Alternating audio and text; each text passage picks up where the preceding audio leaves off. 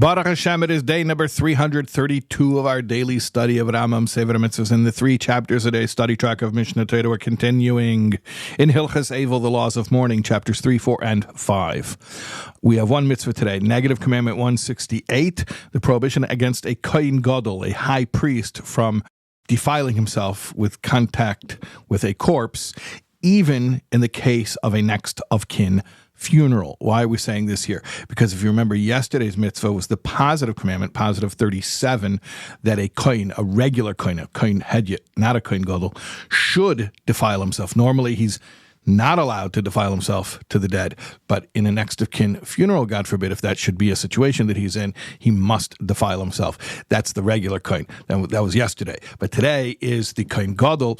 He should not defile himself. And in the Mishnah Torah, that Rambam speaks about it in more detail. He says, is there ever a time when the Kohen Gadol does defile himself? Meaning when Torah orders him to do so.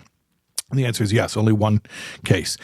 A mace mitzvah. A mace mitzvah is when there's an abandoned, unattended corpse, and somebody has to step up and do the mitzvah of providing this corpse burial. So in that case, the Kohen Gadol would have to break his purity and go tend to the corpse. Even then, the Rambam says he should call out, is there anyone else here? Can anyone hear me? I'm Kohen Gadol over here. Can someone deal with this corpse?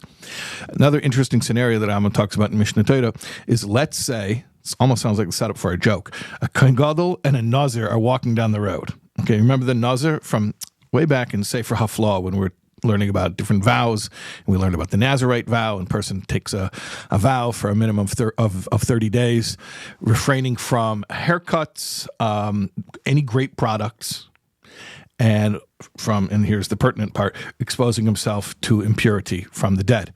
So let's say the Kohen Gadol and a Nazir are walking down the road and they encounter a mace mitzvah. Which one of them should defile himself and deal with the corpse? Want to guess? You're right, the Nazir. Because the Nazir has a term to his time when he has to refrain from impurity. Minimum 30 days, but he has a term to it. The Kohen Gadol is really Kohen Gadol for the rest of his life. So his what's called an eternal purity. So he should not break it. But if he's the only one there, then you got no choice. So then he does break it. Okay, that is our mitzvah for today. We'll see you for more tomorrow, God willing.